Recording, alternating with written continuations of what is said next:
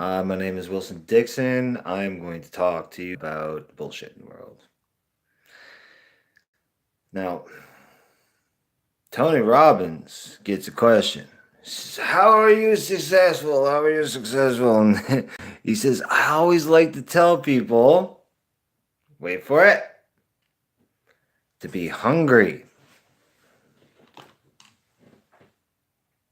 There's two kinds of people on this earth. Those who believe everything and those who believe nothing.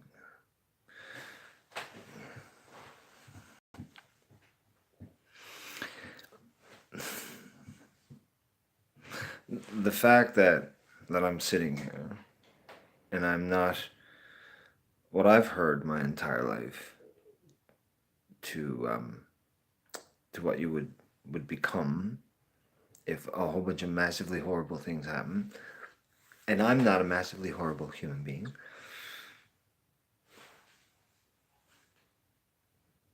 I don't believe anything. This is the bottom line. I mean, the world has proven to me that the things that are said and done are not to be believed. Nothing's to be believed. Everything is false. Everything's a lie. There is no truth, except for what you make it out to be. Ultimately, reality has laws, irrefutable laws. The laws of flesh and bone, of rock and stone, the laws of liquid and solid and vibration. These are just things that basically, fundamentally explain, the things we perceive as existence based on our limited and very useless senses. You would say they're useful. Yeah, they're useful to direct emotional and physical stimuli. But even that stimulus itself is not what you are. So all these things are actually superfluous to life. Knowing them, understanding them. The law of attraction has something to do with something else. I don't know what, but I think that if a large enough group was around me, it would be the same thing. So where did Tony Robbins get his ability to do these things? I have no idea. It could be one of anything, just right place, right time, and it just juggernaut out of that position and became what it is. How do you become like a Tony Robbins? I mean, I am a human male. Aside from the fact that I don't look like Tony, well, I can speak and move my arms around and do things like Tony does. Maybe it's because I'm 5'7". Maybe it's because I'm short. And Tony Robbins is tall, so I've been looking at a bunch of different things, and I have noticed what people really, really, really, really want is what they want, what they wanted initially, your first desire, the thing that you said, something that's me. For me, I was about 4 or 5 years old. I seen an Eddie Van Halen concert. I think it was. He had the red guitar with the whammy bar and all the stripes going through it. I saw that and I was like, oh man! In my mind, there could be nothing in this world better than that in that moment. And obviously, it influenced me to a point where it stuck in my head right until I'm 42. Every single human being I've ever known in my life who's been involved with me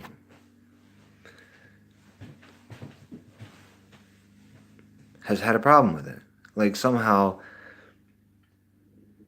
I'm the only one allowing myself to do that and wanting to do that, and everybody else just wants me not to do it. I'm like, am I that bad? Like, can't I get good? So it's only specific people that are allowed or know how to do these things? very disconcerting, very disheartening.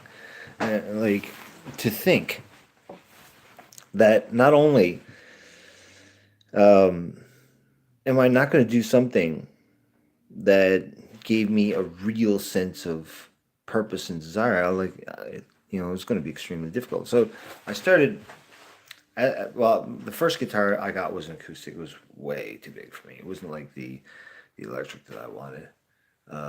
So I just, you know, it just went. It was gone just like that. But that was my first influence, and I didn't realize how much it would influence me then again later.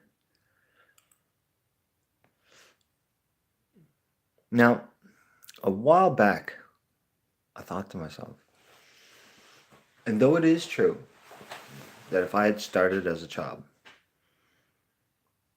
and learned the guitar and do this thing, in music, in guitar, and in any instrument, there's a cap.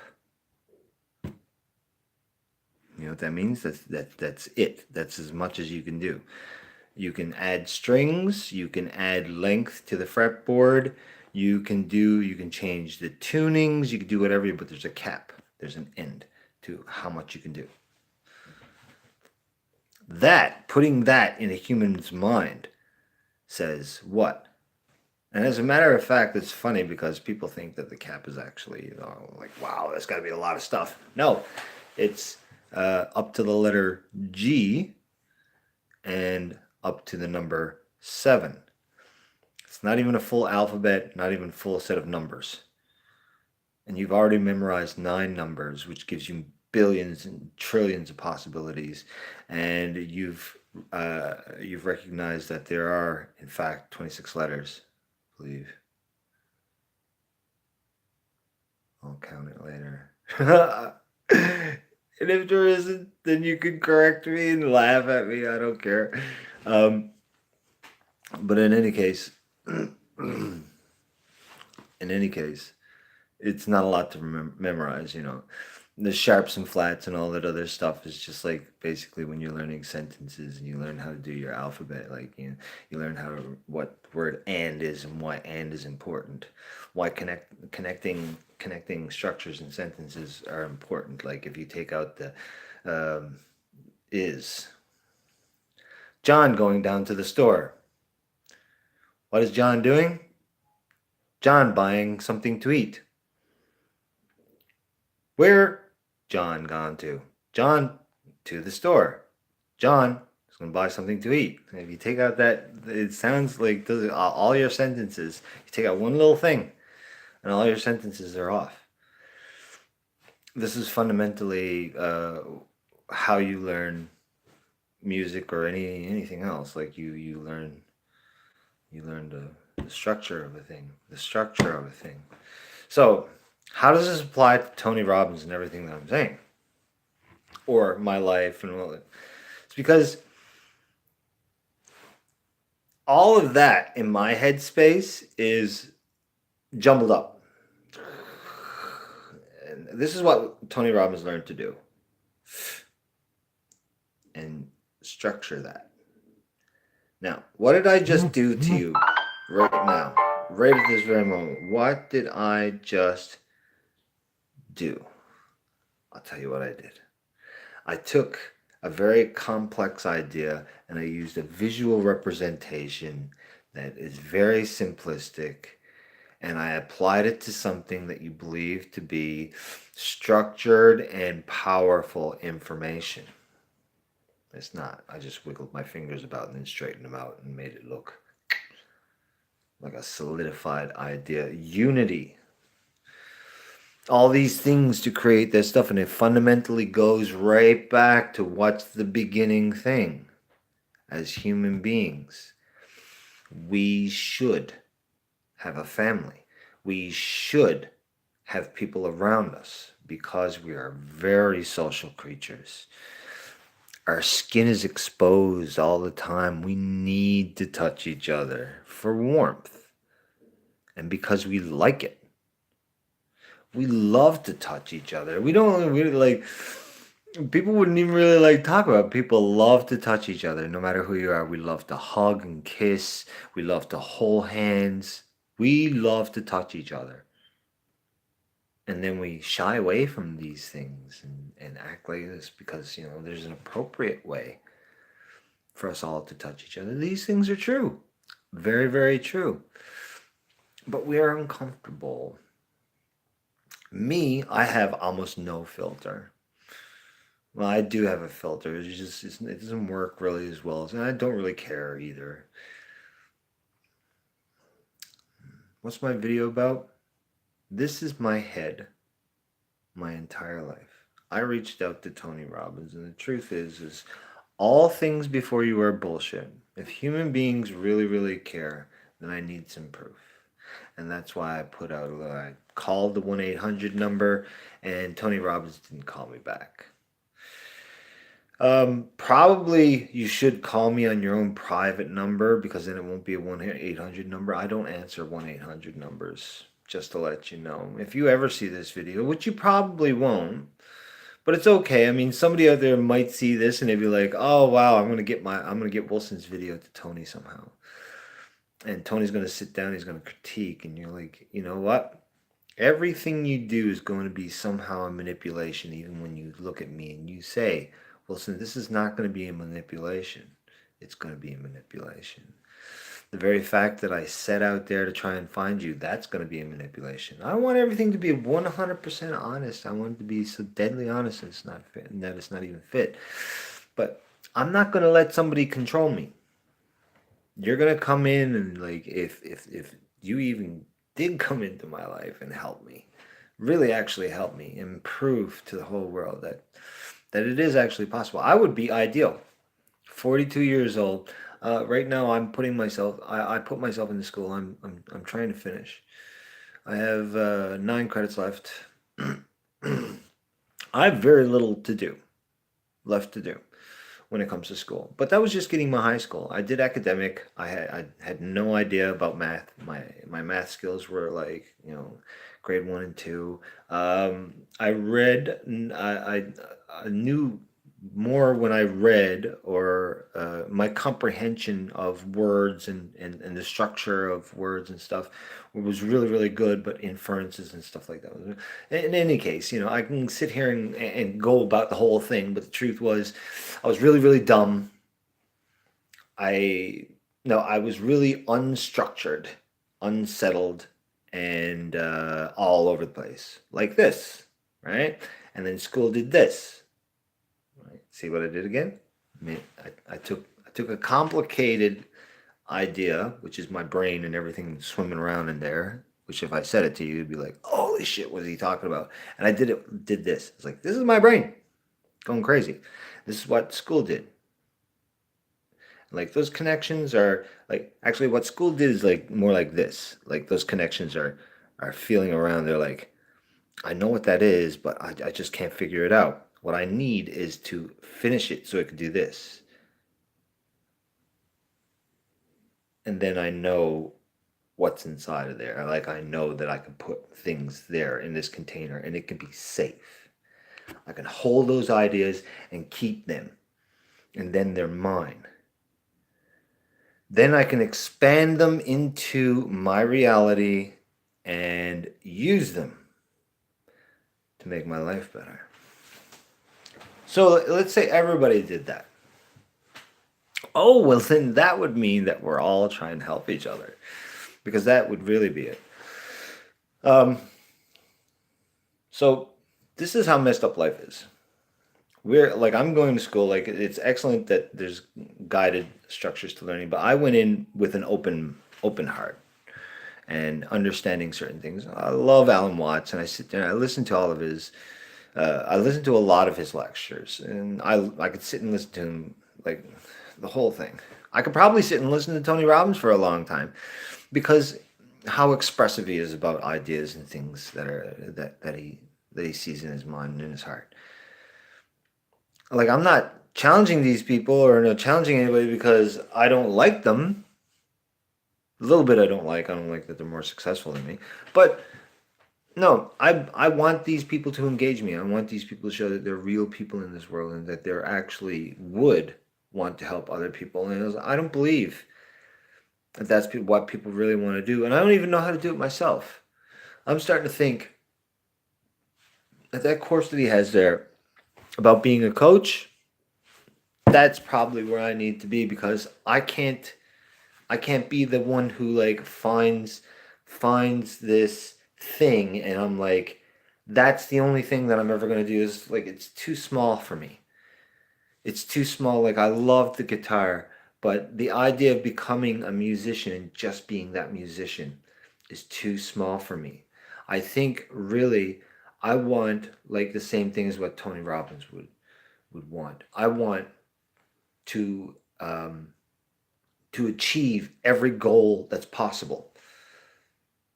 And I don't know how to do that in this lifetime because everybody wants so much from me and they're kind of dragging on me. So I'm like, I decided I came up with a business idea. I don't know why I couldn't get it off the ground. Well, I do. I didn't want to do all the other stuff. I can't. I'm good with coming up with ideas. Right out of like my t-shirt business. That was really, it was really good, and everybody that seen my t-shirts liked it. And I was like, man, this is like real, like this can work really well. I just don't like doing the marketing things and all the other little stuff. So I should be motivating other people to do those stuff for me, but then they don't want to do it because there needs to already be something in place.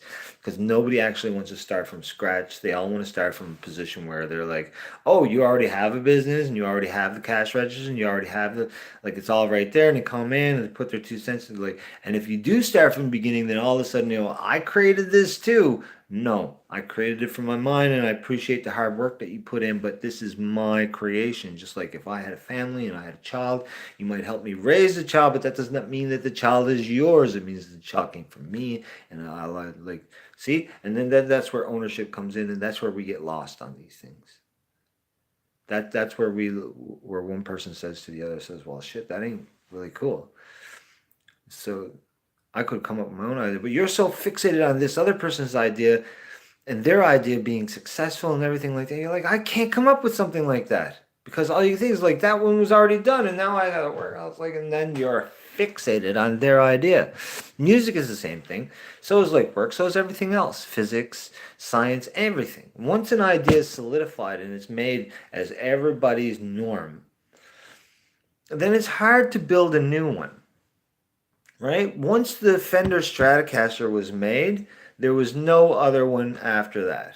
Once somebody came up with the Fibonacci code, then there could be no other way. 3, 6, and 9 became the fundamental of thinking about mathematical equations because they fit so well into one another and they're all multiples of one another. But then all numbers go into 9. So all of it, like things that we think, oh wow, it has a lock and key mechanism. Once we believe that lock and key mechanism, we can't get past that lock and key mechanism because we can't figure out a new way to make a lock. That's generative. And it comes from our own physical biology. Everything that we've created is in the same sense. I don't see nothing new coming up. And in the past 100 years, it's just been different variations on the same concept. So, what am I having problems with? Everything. Do I want to be rich? Not exactly. I don't want money.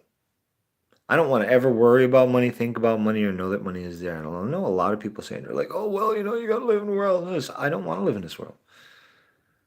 I only stay here because my kids are here. And like here lately, I really don't know why I keep staying here. It's boring. It's tainted. You think sitting around and listening to a million different variations on rhymes and beats is exciting? There's nothing new being made. Once rap hit the street, what I've come to realize is that most of the general public